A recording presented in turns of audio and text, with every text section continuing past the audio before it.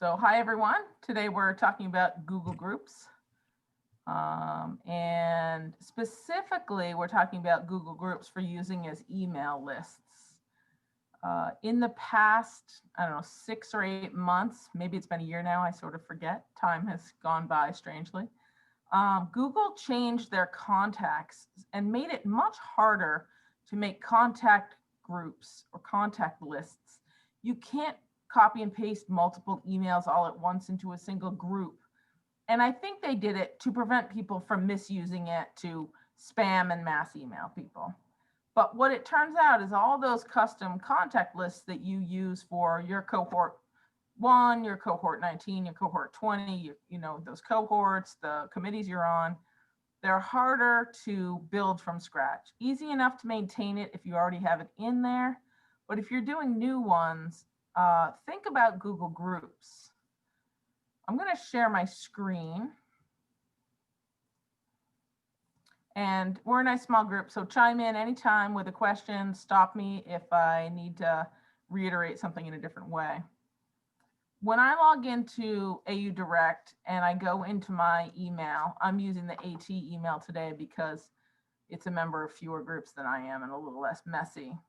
You can use your Google Apps doc up here to choose Google Groups. That's how I always go to Google Groups. But you can also just, you'll see that tab opens. You can also just go to a new web browser and type in groups.google.com. And it'll bring you to the Google Groups. If you're signed in already, it'll recognize who you are. Otherwise, you may have to sign in the upper right corner, and my internet's being a little slow. So we'll give it some time. So you'll see I am a member of a lot of groups because this is the AT email address, and it's a member of all the staff and faculty and adjunct groups so that we get emailed when you guys send emails to your groups so that we know what's going on and can be of service. But all a group is, and I'll show you one that's not too huge, AU, AT, academic staff. It's a collection of emails and a collection of members and some settings and properties. Okay. The key difference between Google Groups and using a contact group, when you use a contact group, you send an email to a person and it lands in their inbox. With Google Groups, each member can choose their own settings as to how they receive them. You can receive all email. You can receive a digest of messages that occurred, I think you might be able to pick one day or once a day or once a week. And you can choose not to receive them as email, but just to come to Google Groups and look at them when you want them. So that gives the individuals on the list more control over their notifications and how frequently they receive things. So just for examples, Liz and I set up a bunch of groups for her PsyD doctoral department probably 6 months ago, a year ago, and it was a little more complicated. They have since made it simpler. So yes, they've made contacts a little harder to use, but they have been working on groups to try to make it easier to use. And it's as simple as coming up to your list of groups, and then this button becomes create group. And you get a simple dialog box that can give you a group name. Now I'll delete this later, and if it's okay, I'll use you guys for email, just so that you guys get to see what happens when a person is added to a group. So we'll call this group AUAT test group. And you'll see it creates the group email address based on the group name, but you can change that. So when you create a group, anybody in the group that you give permission to email to the group, all they have to do is email to this address at antioch.edu, and that email will go to the list of people. They don't even have to know who's on the list. Okay, the group description, I rarely use it, but just for fun, this is the group description. And then you say next. And this is where you choose the privacy settings. Who can search for the group? So our groups are part of our organization, and this is where we can change the visibility. You can allow group members to see the group. You can allow the entire organization to, and we're looking at who can search for the group, who could find it in a search, or anyone on the web could search for the group. Typically, I pick entire organizations for a non-sensitive one, or you could pick just the group members. Most people won't be searching for it anyways. They're not going to use the Google search at the top unless they're in the group, and they can just choose it from the list. So either entire organization or group is fine. Who can join the group? So you can lock it down so that only the users that the managers and owners invite. Anyone in the organization can ask to join. Anyone in the organization can just click the join button and will be joined. Or anyone in the world can ask, or anyone in the world can join. Typically, I say anyone in the organization can ask, or only invited users. Typically, it just makes the lists a lot smaller. And then these are your conversation settings. Who can view the conversations in this group? And typically, I only choose group members so that they feel like there's some privacy in this group, that they're not emailing to the whole world. Who can post? Group members for me. But it could be that only the managers can post. So Liz, in your group, you've made your faculty managers and they can post to the group, or are you and Catherine just the managers and only you can post to the group? Sorry, I'm putting you on the spot. So, you know, I need to go back in and check because, well, this is actually a question. Sometimes our alums will end up sending something directly to the listserv themselves. They just use the listserv. So I'm thinking anybody with it who's a member can. Well, you have different groups. So I think we've opened the alumni group so that they can post to each other. Okay. But I think the student group and definitely maybe Yeah. the faculty groups, those are locked down so that only the faculty and staff of the department can. That is true. Yes. But this is a much simpler view, and this is part of the reason why Liz may not know the exact answer to this question, because when we set it up, it was messy and confusing. And now this gives you a nice little bar to look through all of your options pretty easily and make sure that you've set it up right. So usually I, in a group like this, where I want it to be a conversational group, group members can post, no problem. And who can view members, that depends on you. I think it's conversational. You want to know who you're speaking to, who you're emailing to. So at least the group members can see it. I think I may have even opened my little AT resources group so the entire organization can see who's already in there, so that they can see who else they might ask questions of. And then you can just hit next. And this is where you add your members. So you can add group members, group managers, and then the person who created the group is the owner, unless you add someone else. So if I wanted to have 3 different levels of permissions, you could put someone in as the manager. The owner gets all permissions to do everything. And then you can decide what managers can do. Can managers add people? Can managers remove people? Can managers post or remove posts? But most often you'll be managing it maybe with one other person. I usually try to put Katie or somebody else on my team in as a co-owner, just in case I'm away and someone needs something. And all you have to do is start typing emails. And because it's connected to our domain. Can you, if you have, are these CSV emails, or are they Excel format when you're, are these pulling from our email directory? They are, but you could just copy and paste a list of comma separated emails in here.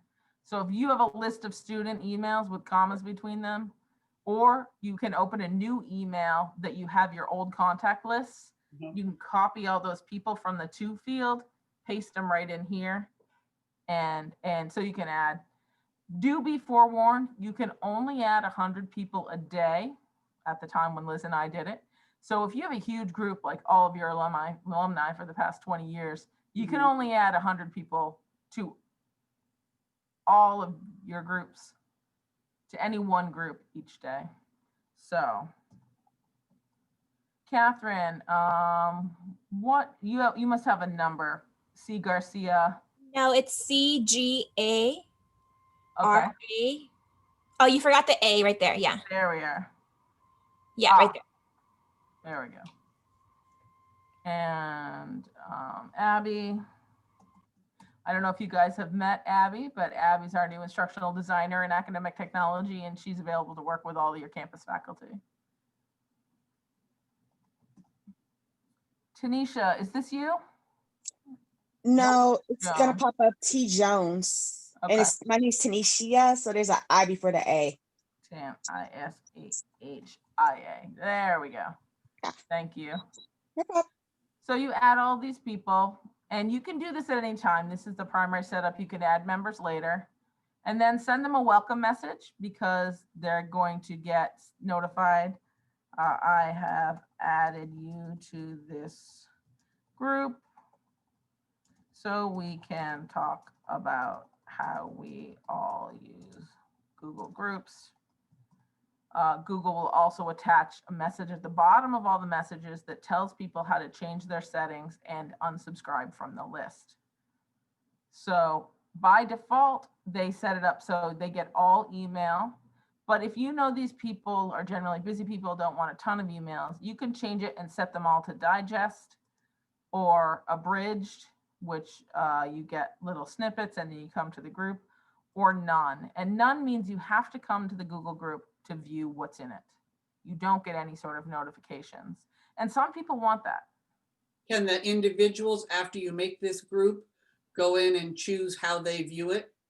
Yes. So that's one of the reasons Google has made Google Groups and not Google Contacts. With Contacts, they don't get to make any choice about how much email they receive. And this allows them, even if they're added to a group manually, without having been asked first, they can unsubscribe or limit their notification types. Can we, if they do that, and we're the group owner, is there a place where we can go in and see that, you know, Bonnie Powers was invited and she has left the group or turned her to none or whatever? The reason I ask this is using this for students, you know, right now, we send out emails that, you know, this is what's happening with registration. This is what you need to know before this meeting or whatever.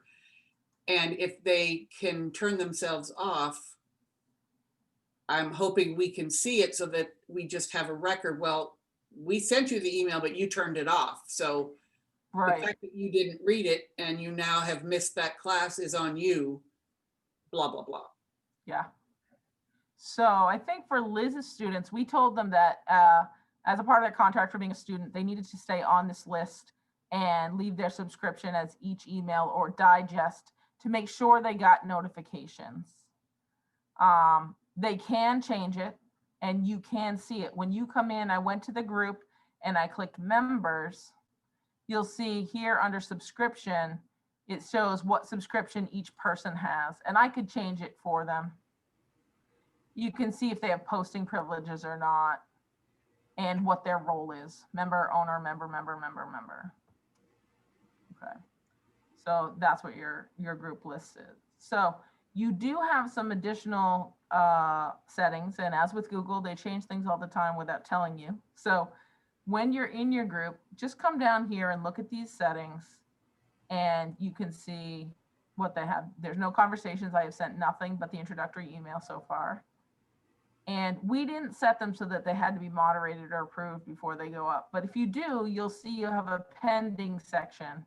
If you have decided to moderate the group and not let emails automatically go through, you can look at pending, you can approve, and they will go through when you approve them.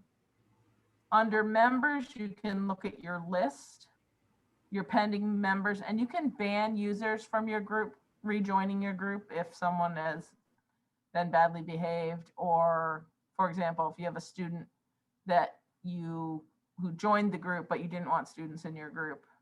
What you can't do, because Antioch.edu doesn't have separate ones, there's no way to say ban students or only allow employees and staff. What I do is just hide the group from the organization if I don't want non-invitees to be to know about it. Then you have your about, which says about this group. So you can change your description, who the owners are, your basic privacy settings, and then your membership settings. So this is my individual membership settings. So as the AT person in this group, I can link this to my Google account. This is the email they use for membership, and that's my subscription. All of your users will have this option to see their membership and change these things about it.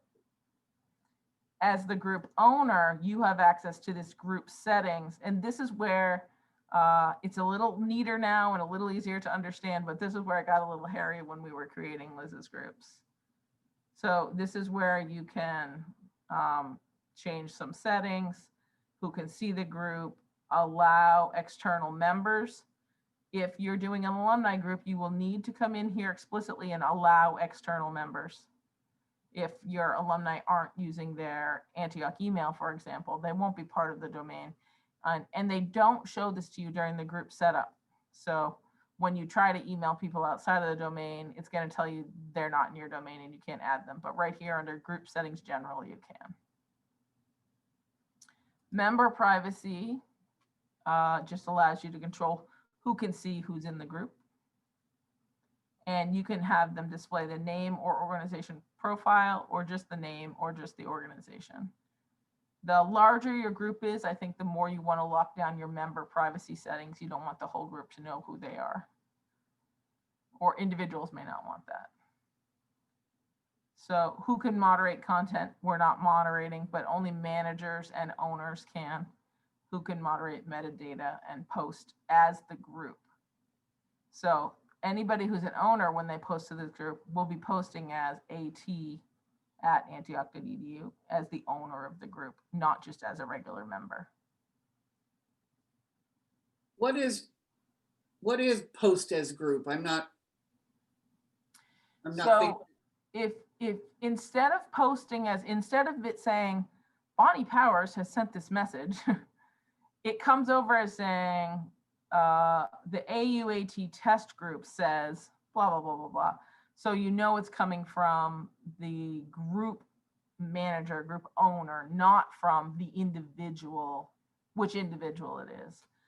It sort of allows some anonymity for the owner to not be the person they're associating it with. So let's say I had an assistant and that person was doing the posting for me, but she didn't want to receive all the questions.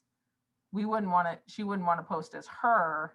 She would post as the group, and then all replies would come to the group instead of to her email, which would be useful.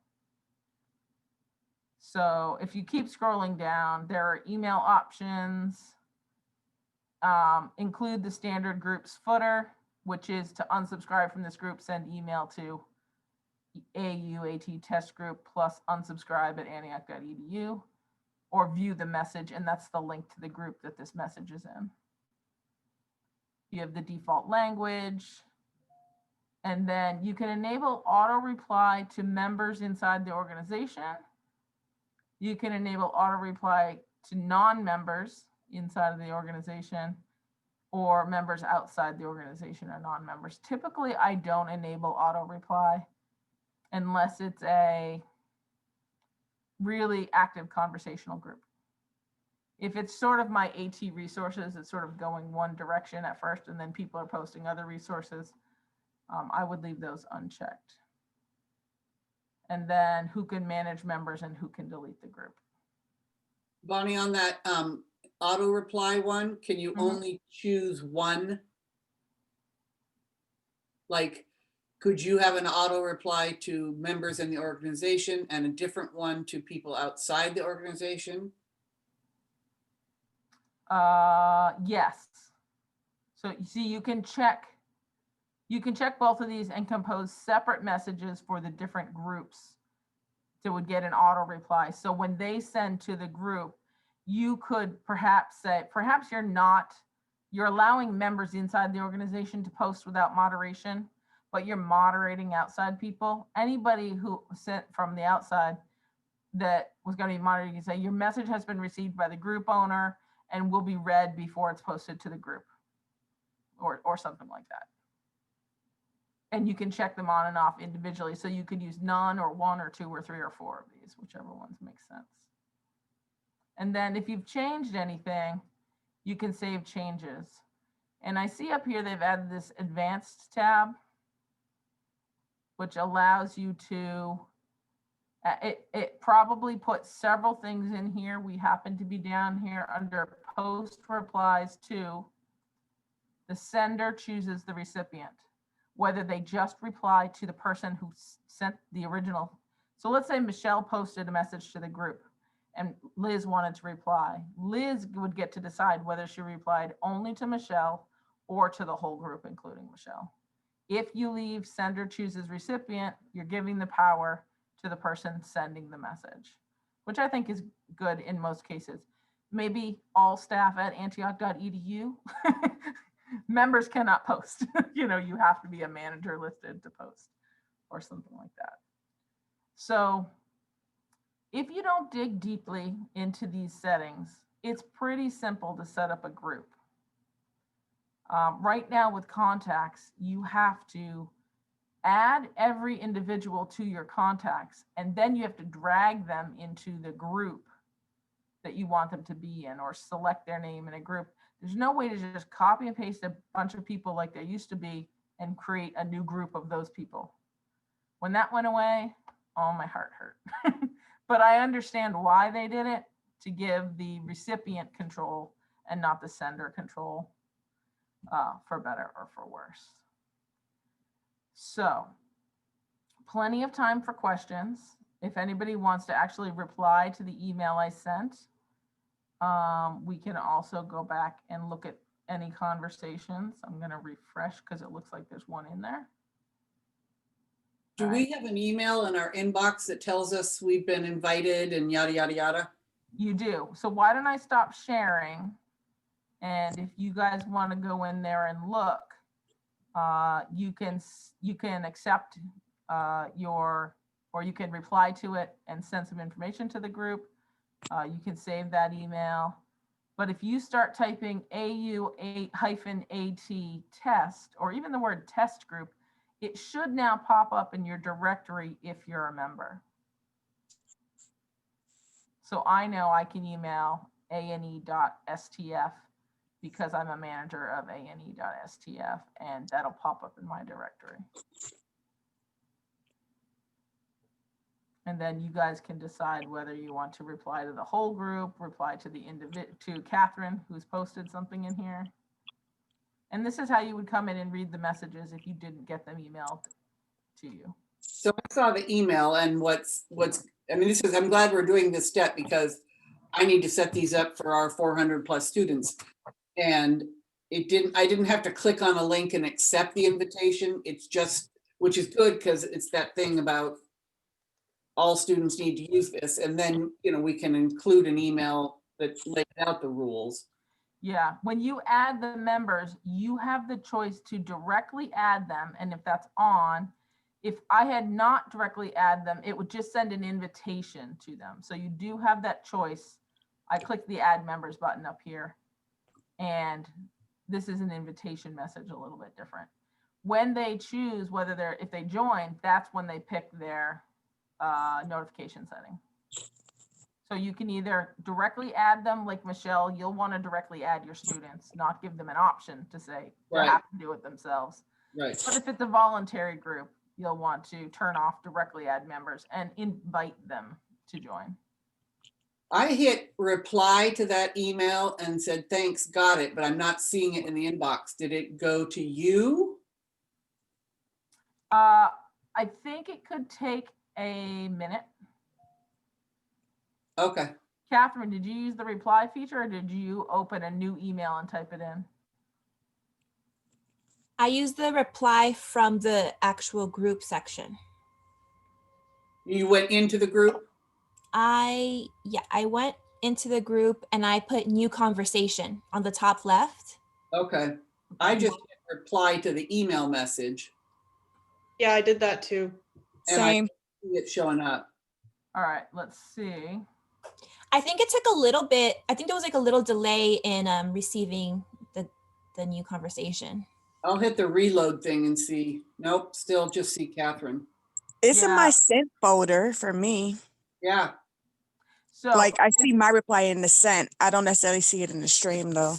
right. exactly. So I suspect that group emails may have a lower priority than regular emails on the Antioch email server. And I know they all get checked for spam and, corrupted attachments and things like that. So sometimes, especially this time of day, they're not always immediate. I misspoke. Mine is there. Yours is there now? Mm-hmm. All right. Mine's not. I actually just looked at the wrong spot. I think mine has been there. Where do you see It your- didn't pop up in like the same stream as Catherine. It just popped up underneath the original email for me. Where do you see the original email?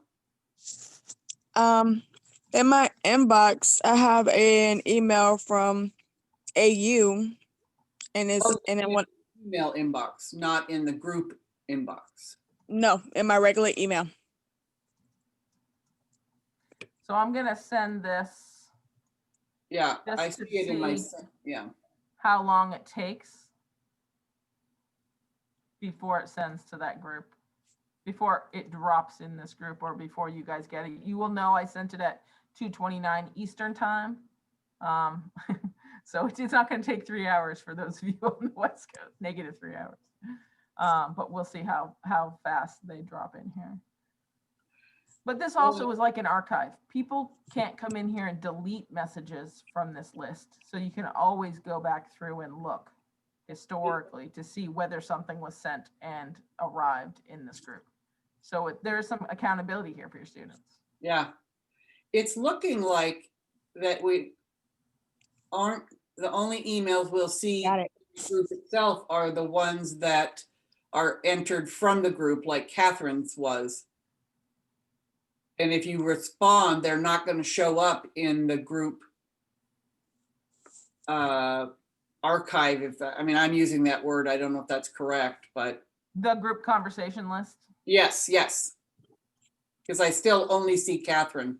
All right, mine just came in. Yeah, So 1 minute delay, but who else has sent one and that's not arrived? When I look in the regular inbox and not through groups, it was a 1 minute delay for me as well. but you're still talking about in your inbox, Tanisha, Yeah. and not in the group list. Correct. Thank you. I'm just trying to keep track. Yeah, Yeah. I'm gonna look in my sent mail. So you will see mine didn't even appear in my sent mail.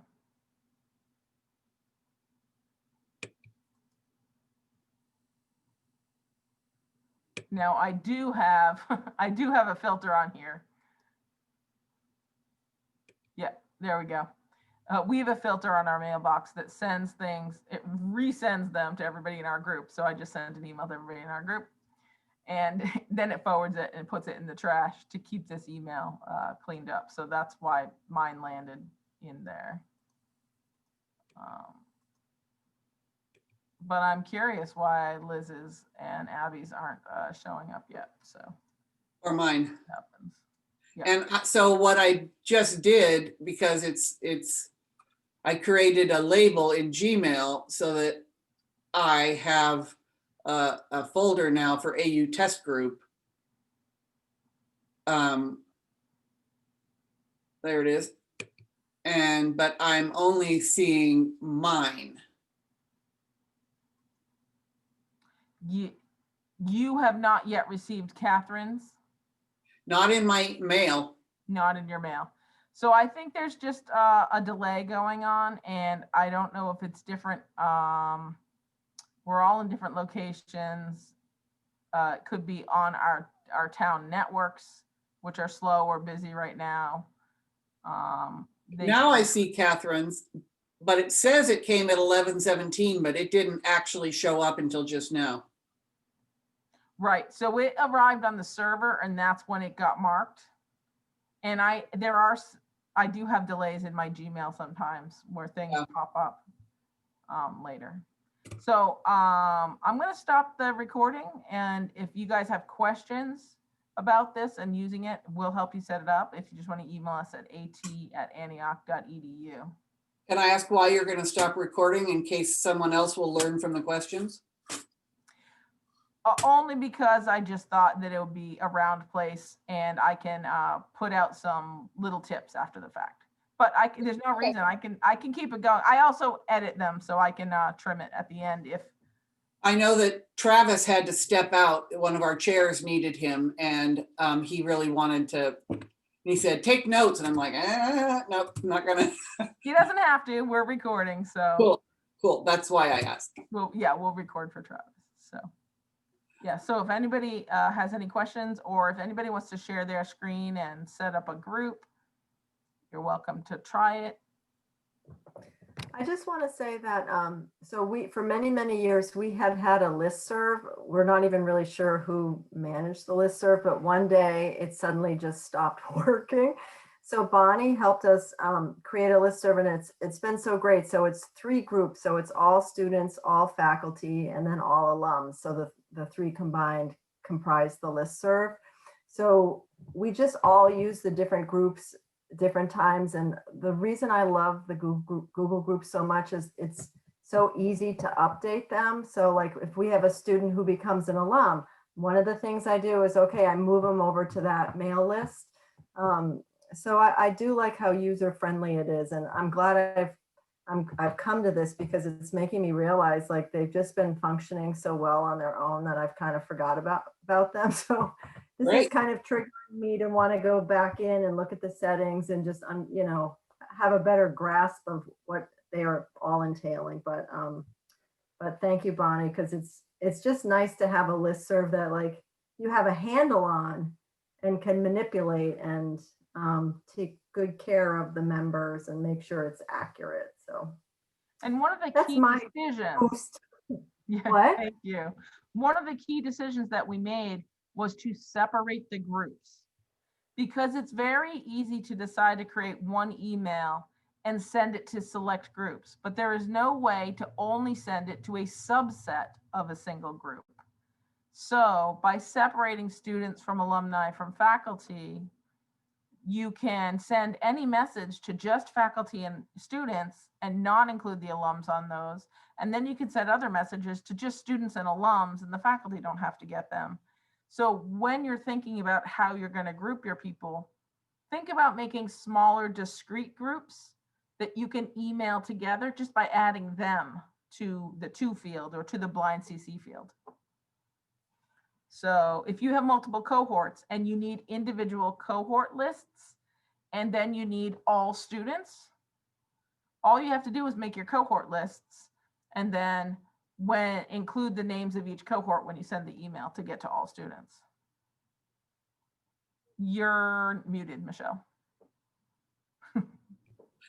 Can I screen share and show you what I've got and then get your input? Absolutely. Okay. And I will say it didn't all run perfectly. The first minute we created our group, we learned some lessons along the way about who to include and then separating the groups and things like that. But with the newer Google groups, I think it's a little clearer about the way to do it. So this is your contacts. Right. And so I have like, I mean, we're a big program, so, but like I name them PSY space STD for the faculty and everybody, so that not by like PsyD, because chairs are often wanting to email, like you just said, multiple groups. And so here's, CES students and CFT students and CFT art therapy and CFT art therapy with the sex therapy and all of the groups we've got. And then when you address the email, you can just type in this one, and this one, if that's what you need. Yeah, you have very small groups and lots of them so that you can combine them in different ways as needed. You And can leave get them all out. of the, yeah, the Right. art therapy faculty and students without having to email all of CFT Right. faculty and students. And then the faculty have their own, psych faculty all, and psych faculty PhD, and psych faculty MA, and blah, blah, blah.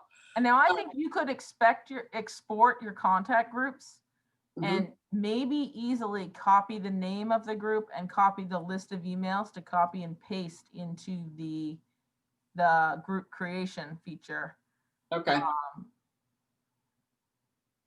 And here's the other benefit of groups.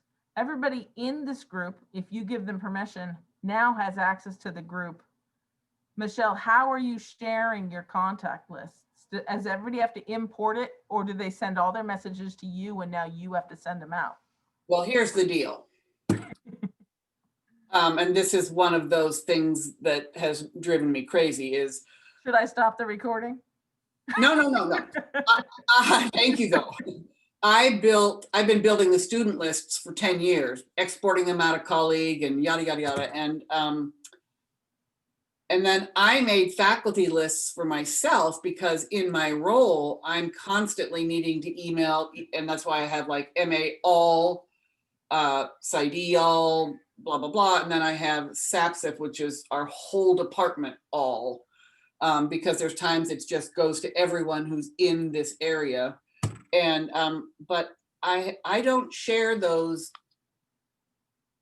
regularly. I'm unwilling to become IT for the entire department. This is something that I pushed with IT, or I've requested. And anyway, there's another staff person in my area whose role is faculty support. And I'm trying to urge her to take on, because she does the contracts and things. So when I create these lists for the faculty, then I get emails, Michelle, can you please add Bonnie? She's a new faculty and she's not hearing about it. And I always reply and say, well, she didn't hear about it because nobody told me she was a new faculty. And then I realized, but I don't want to know. This should go to the support person for faculty. So that's a long, boring version to your answer, but I make these student lists, and in fact, I made them and sent them out a week ago. And I sent the CSV format because we can't do the Excel anymore. And I've been getting emails from faculty saying, it's not working, Michelle, I tried it, but blah, blah, blah. And I just went and I said, show me screenshots of what you're saying. So the CSV list, I set them taking drama therapy CFT. There's like 10 students in that group. The thing I sent shows their name and their email address, all 10 of them. They uploaded it into Google Gmail. And when they go to view it, there's 10 names, but only one name has an email address attached to it. Yep, and you're using Google Contacts. Yeah, so that's new. It didn't import all, they're there in the file they downloaded to their desk, but when they uploaded it to Google, it only brought one address. So here's the advantage of groups. When you make these groups, you can make certain people, your faculty support person, you can make them a manager of that group. They don't have to copy anything. They don't have to import anything. They don't have to Right. do anything. And they don't even have to be, I don't think they're a member. So if you wanted faculty to be able to email those lists, you could just add the faculty as managers to those groups and make sure the managers have permission to send to the group. No copying, no importing. It'll be a little like Google Docs. It starts out where people start sending you Google Docs that they've created that they want you to open, and you start to get used to Google Docs. And we're going to start pushing people to Google Groups, and they're going to know how to be on a group, but they're not going to quite know how to create a group yet. So there will be a learning curve. But the shared aspect of these lists means Liz didn't have to create a list and then send a copy to Catherine and Nancy so they could use it, and then they had to import it and run into trouble and all those things. And then somebody isn't on that list because you didn't know about them. So now you got to go resend a new list. And yep, just update one. Any of you can update the list once and it'll be updated for, if the faculty person gets the announcement, they're in charge of adding faculty to the faculty lists. yeah, If a student joins and that's your area, then you're in charge of adding the students to the student list. but you all get the benefit of that one piece of work that each of you did and times 3. Now, Liz, remind me, did we create a group that included your other groups as memberships? So do you send to PsyD all, and we have included your faculty, staff, and alumni lists in there? Or do you just send to PsyD faculty, PsyD students, PsyD alumni? So the listserv combines the three Right. groups. So you can make Yeah. a Google group of Google groups. Yes. If yeah. you needed all department, once you've created your Got group, Michelle, you could add all of the groups to one called all department, or all students. You could put all of the student groups into Right. the all students one, and the all faculty into the all faculty one. But otherwise, I can just open an email and address it with the individual groups like we do now in Gmail. Yes, they'll Okay. have hyphens between the names. And I don't know if yours have, because that's how they keep them together. With the space. and- Yeah, your contacts, because names can have a space, Bonnie Space Powers. And as a contact, it can have spaces in it, but the new version, I think, will always have hyphens in it. So do we have to, when we go to type it, do we have to type Bonnie dash Powers? I mean, No, well, you will probably start with, maybe you'll just type CFT, and everything with CFT will pop up and you can select it from the list. okay, okay, Or you could start typing the first few characters and see all the ones that match and come up. So your naming scheme is really important. And you know, the way you did it is really well done. Everybody just starts with PSY, mhm, and then pick, they and see then they all the sort ones that pop together. up, and they can click the ones they need. Right, They don't actually have to remember the email address of your No. 50 different groups for your department. right. The thing that occurs to me that would be helpful for us all to understand, like right now, I make these lists and I send them out and they're called PSY STD CFT 20 fall. And then when I make winter, I say download them and delete fall so that you don't send it to an old dead email list. How do we, because I can't get a list from Reg about who's graduated, Mm. do I have to, how do I keep these up to date? Liz, how do you? You don't need them. You mean when that fall 19 cohort graduates? No. I make these every quarter because a student will graduate, a new student will be admitted. You know, we're rolling every quarter. So you just edit the member list. You'll go to members and you can remove members when you find out that they have graduated or something Change like that. program. Changed programs, you can remove them from one group and put them in another group.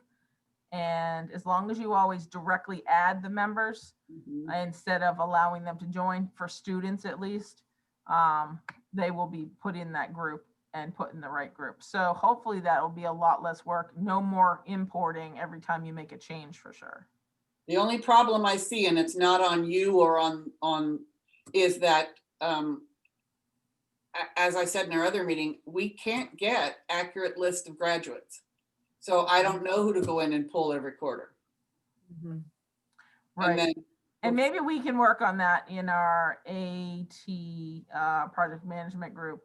Because I right, know that's one of our top priorities, in addition to the employee orientation and training, student orientation and training, and employee access to data results.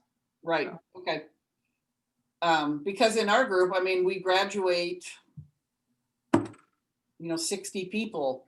It's a significant number across these email lists that every quarter, Wow. and we bring in 70 and, it ebbs and flows with each quarter, but we do it 3 times a year. And so that email list could get way out of whack with alums getting emails that have nothing to do with them anymore and be irritated. And so, yeah, I think, I mean, They I'm, can unsubscribe themselves.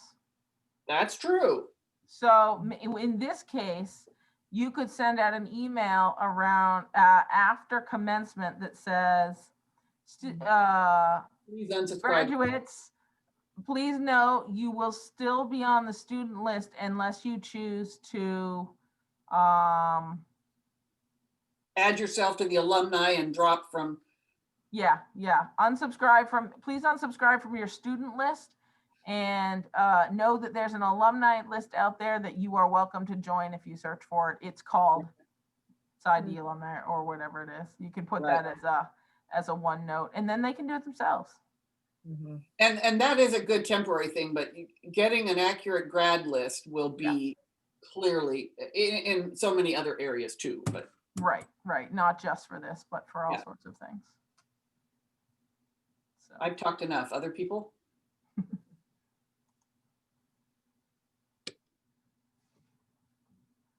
I I'm think wondering where Tanisha works. I'm sorry, what about me? Hi, I was just wondering where you work, what you do at Antioch.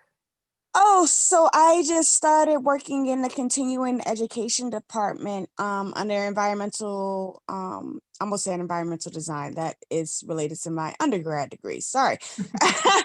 Environmental studies at Los Angeles. Oh, cool.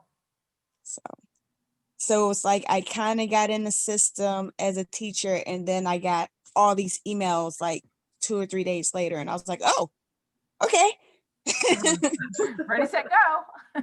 Right. So I haven't fiddled with a lot of things yet. I mean, I did graduate this year also with my master's. So some of the stuff I am familiar with, this was not one of them. So it was interesting to learn. Yeah, Google Contacts has long been the more functional tool, but now that has changed with trying to give the recipient the control. So.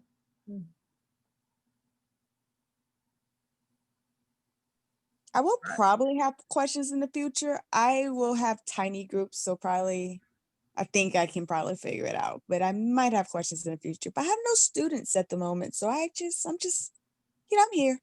Yeah.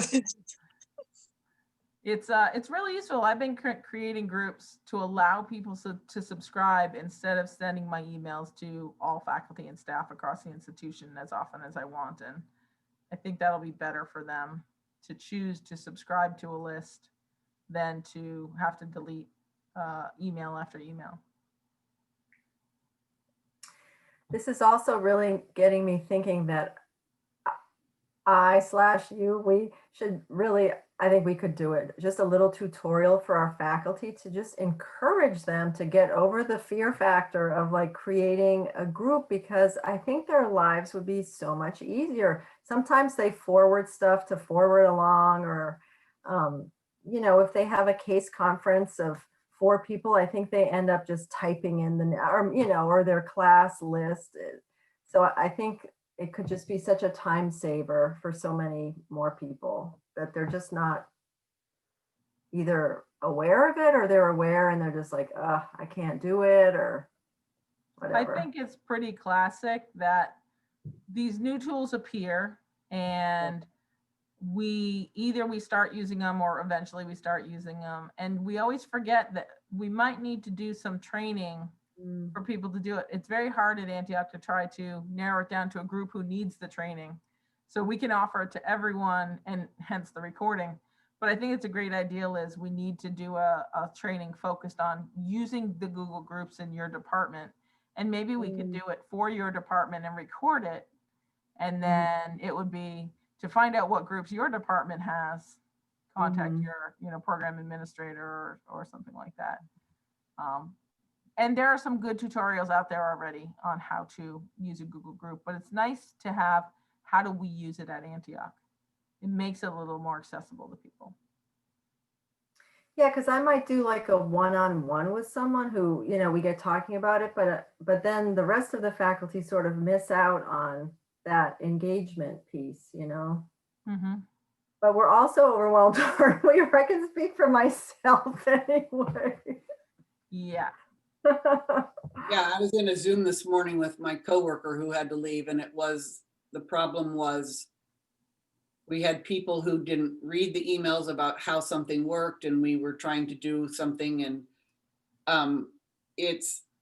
and I was trying to remind him that some people are just cognitively exhausted.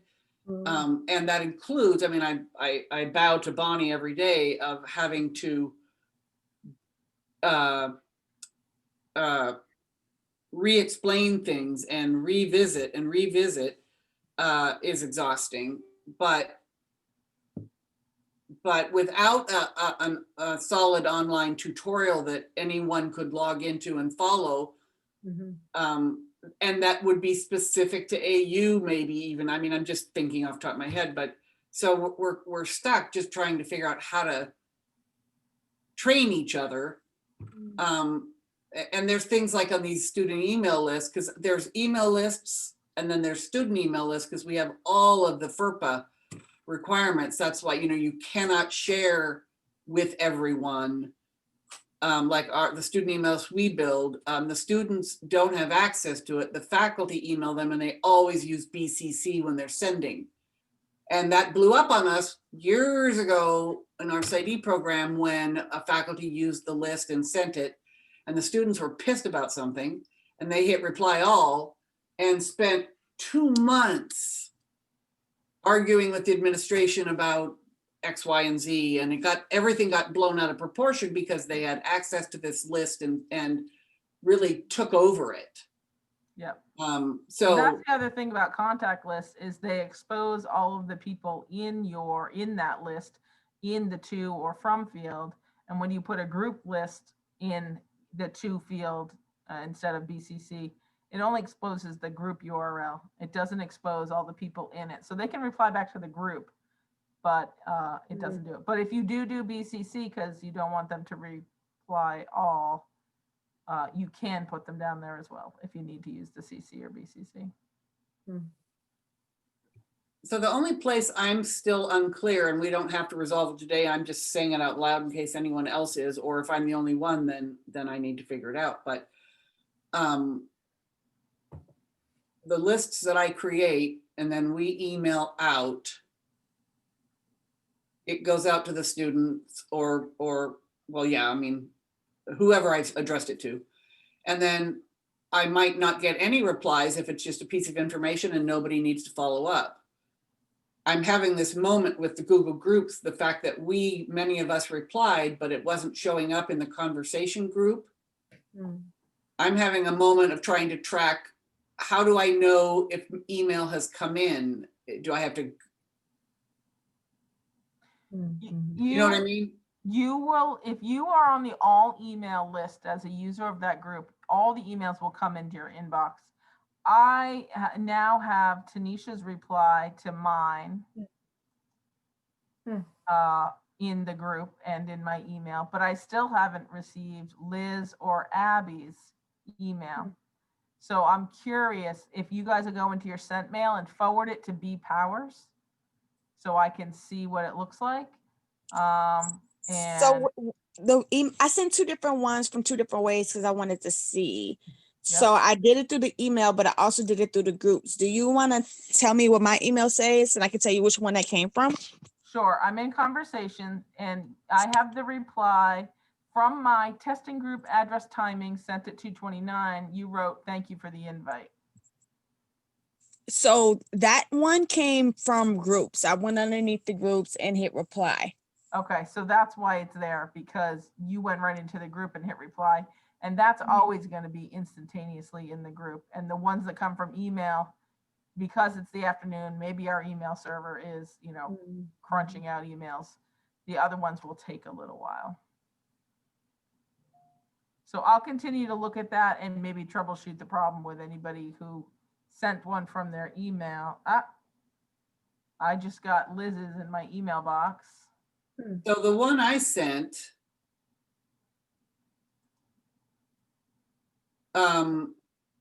I don't see in the conversations. Right. Yes, Liz's and Abby's aren't there either. And I replied from the email. Abby and Liz, that's what you did too? Yeah, I think I clicked the reply button, and Bonnie, I just forwarded it to you. Yeah. Yeah, I replied through the email. Okay, good. I just want to track that we're all. Yeah, the only one I have in my email is through Catherine, but Catherine said she didn't hit reply. If I believe she said she just started a new email, correct?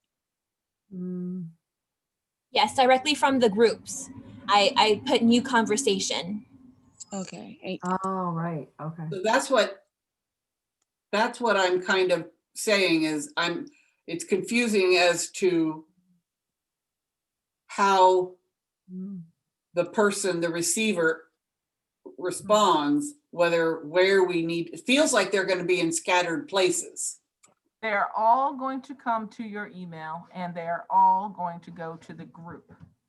So if you have chosen digest or no email, in the digest, I think you will only get all of the message that came through once a day. If you choose none for your subscription type, you will only be, you won't get anything in your email, but you guys are all listed in the members list as your subscription is each email. Mhm. So I think we're just having a server delay right now in Okay. terms of the reply. Eventually, when those come through, all of us will receive them in our email. And the reason you haven't received the other ones is just because of the slowed down email server right now. I am not, our email, I think we're using much more now in COVID, now that we're really comfortable. And I think our email server may just be, always have a backup of things it's sending out. Because I see things that come through and it's like, I saw it at 4 o'clock, but it says it was dated 3 o'clock. And that's because it hit the server at 3 o'clock, but it didn't land in my inbox until later. I just got another one from Catherine. Where'd you send it from, Catherine? Oh, You're muted. Catherine, you're muted. Sorry about that.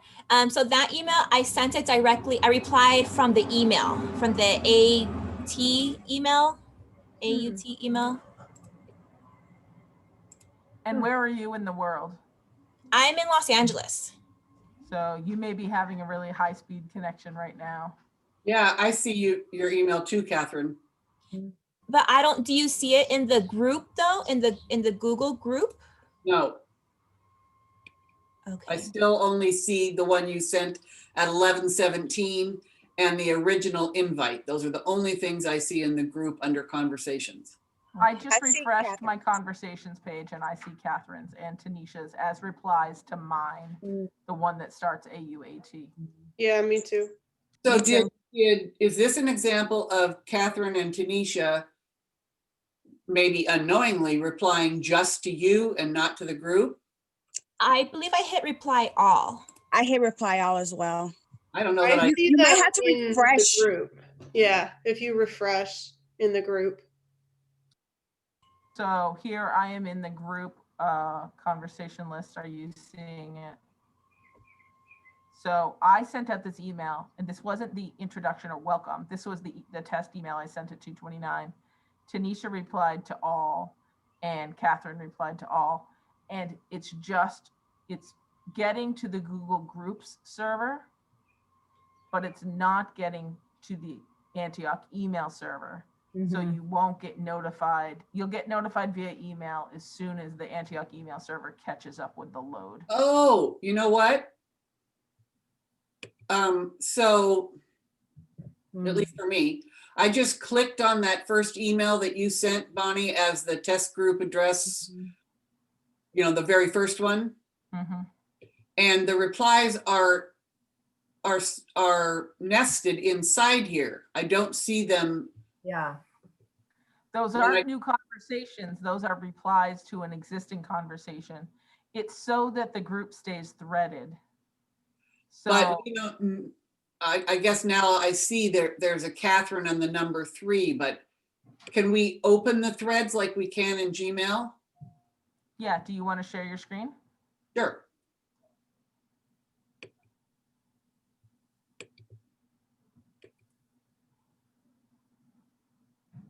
So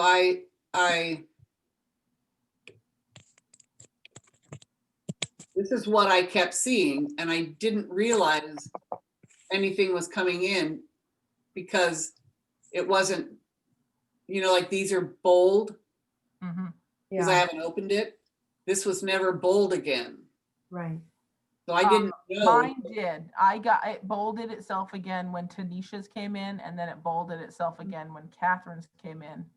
So Can I wonder somebody- if you just weren't refreshing, not you personally weren't refreshing, but I wonder if your internet connection is a little slow and wasn't self-refreshing. Can somebody reply right now? Because my internet speed's actually quite fast. Okay, I'm replying to Catherine. Which, the one she sent, the separate one?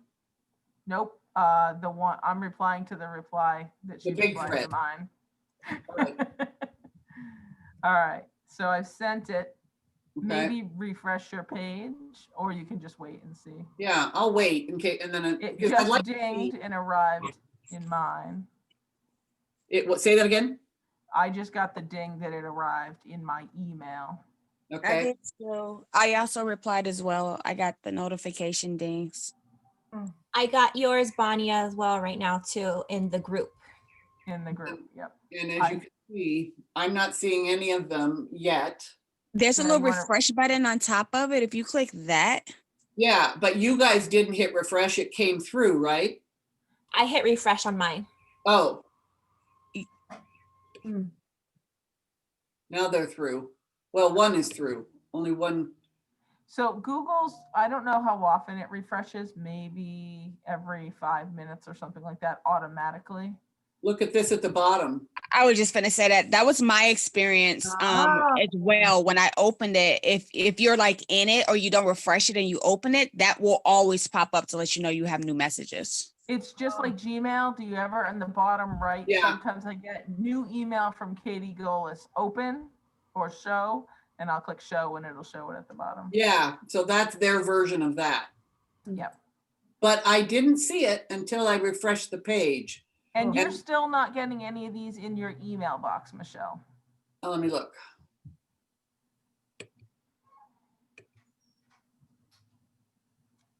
Let's see. So yeah. I wonder if your email refreshing isn't turned off because there they all are. Well, and I just refreshed, but Right. I wonder why it's not self-refreshing though. I know. And You're on it- a Mac. it does, but this has just been slow. I'm on a Mac too, and my self refresh is on. Okay. And what browser are you both using? This is, Firefox. Firefox as well. okay. And you said, Abby, yours wasn't showing up, No, I'm getting the auto ones. but do you have to refresh for them to show up? No, they just pop up. Weird.